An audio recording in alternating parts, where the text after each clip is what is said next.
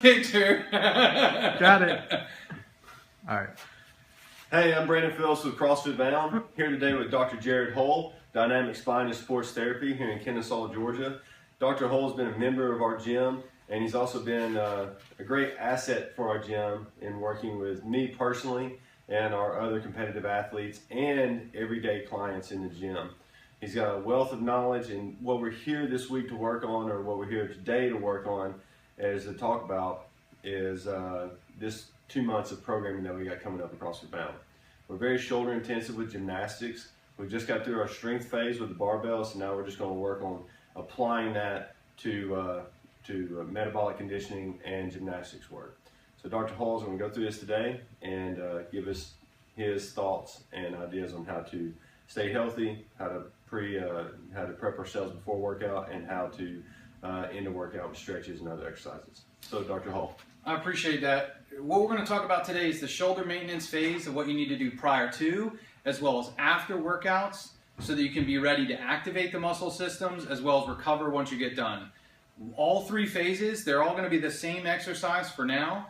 It's just going to be a different rep scheme before and after. The number one thing that we always find typically is that people can't stack their shoulders up underneath of their body, and that the external oblique and the serratus anterior typically do not get addressed in CrossFit because there's no rotation. So today we're going to study how to do anti-rotational exercise prior to as well as afterwards for preparation for shoulder maintenance. Today we're going to talk about the first one. This is the pile-off press. It is to train the external and internal obliques simultaneously, one side versus the other. Really simple exercise. The very first thing Brandon's going to do is going to bring his feet together. They are going to be touching each other so that they're very close. The next set is going to be bringing the elbows down and relaxed it up against the body. The chin is going to be tucked and backwards, and the shoulders are going to be relaxed. You do have a band that's going to be attached up against the wall here, straight across. He's a little bit back, so we would want to initially bring him up. So what we would do is, at this point, keep the shoulders relaxed, keep the elbows relaxed, drive the hands on a 4 count, straight forward, keep the abs tight, do not lean, and do not change the shoulders at all. Go back slow. That's a good repetition. Brandon's going to now show you a bad one by lifting this shoulder, by cheating this way and turning and going across. As he turns and cheats, what he's doing is only using this side sling. So if he brings it back, go ahead and restart. Shoulders down, relaxed, and head down. Drive the arm away from you. You should feel the band pulling you around into a circle and whipping you around. Going back nice and easy and nice and slow. This is not about power generation, it's about control. Breathing is important and staying still. This next exercise is an anti-rotational exercise. It includes the hip as well as the shoulders out in front of us. 2 things. You need 2 bands tied together around the shoulders like this, and it's going to be in the shoulder you're training. Now we're going to do both sides, but it's in the shoulder that you're training so you can train this oblique here.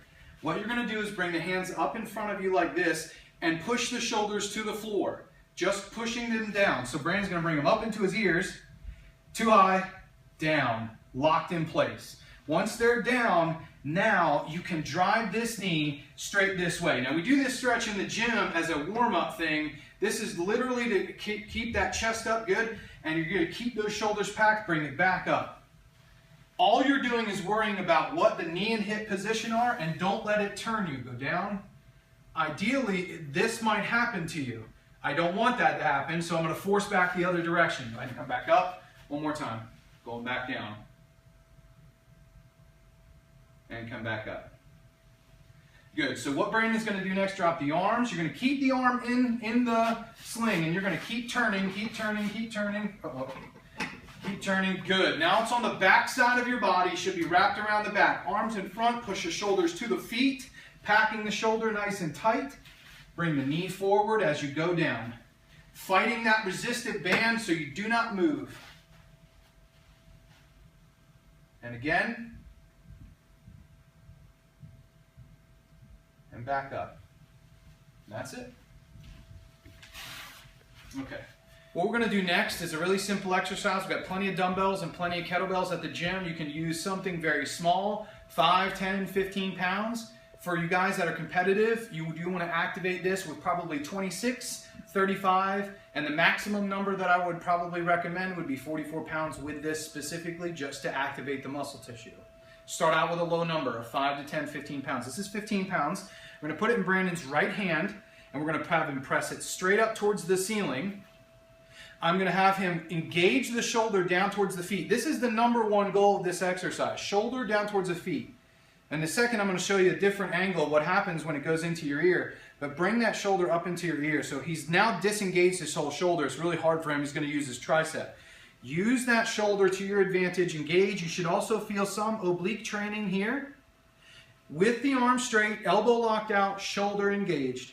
Now we will drive straight up towards the ceiling. Pause and come back down. You should see that shoulder move up and down on him. I'm just going to hold the shirt tight. It's off the floor and it's down. Nice and easy. And you're not worrying about what's happening to the weight. Just keep the elbow locked and the shoulder down. Very simple. Shoulders into the ear. It's up too high. Again, what I want to do is keep that shoulder down. Elbow locked out. Drive up to the ceiling. And back down. Drive up and back down. Do not disengage the shoulder when you come back down. Keep it contracted down towards your feet. When laying on your back, down towards your feet.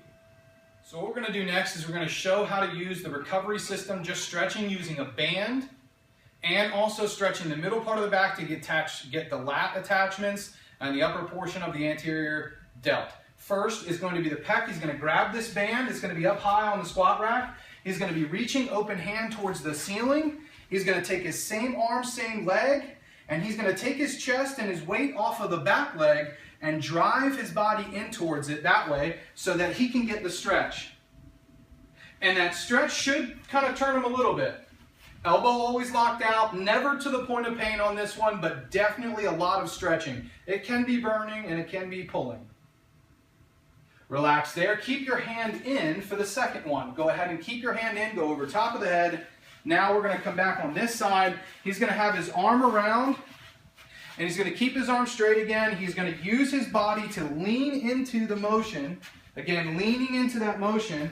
And as he does it, he's going to pull on this back side. You can even see his shirt all the way down pulling to the other side here. And that's the main goal of this exercise, is really to stretch this whole back side and sling of the body. Using the weight of the body to lean in. Pause there, good.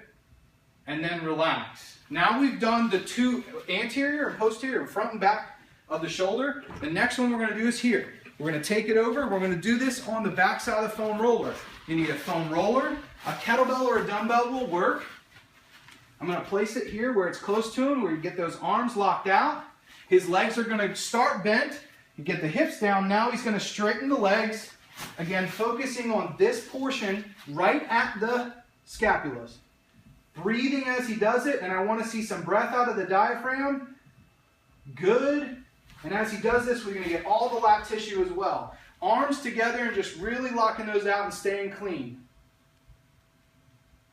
And then relax. How you come out of it, let go of it first. Let your body naturally curl, bring your legs up, and stand all the way up when you're ready. What you've done is you stretch all of those in a short period of time. It should be 20 seconds each stretch and rotate. 20 seconds each stretch and rotate. That should be able to be accomplished prior to as well as afterwards. But the #1 thing is following dynamic warm-up, which you always do.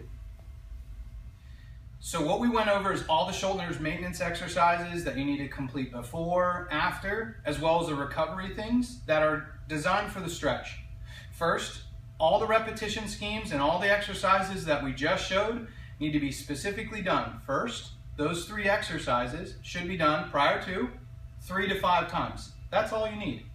Afterwards, you need 15 repetitions to recover from your exercise to stabilize the core and the shoulder. The other way to do it is also to stretch. Before and after are both recommended, but before is most. After your dynamic warm-up, no more than 3 times 20 seconds.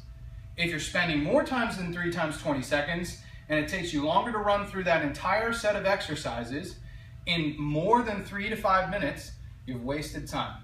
So focus on getting good repetition during that time and go through each one of the exercises in order. This will help to stabilize the shoulder, help it recover, and reduce the injury that could happen. Dr. Hull, thank you for your time. Appreciate it. Always Absolutely. a pleasure hanging out with you. Thanks. He's not only a good doctor, but he's a good friend of me.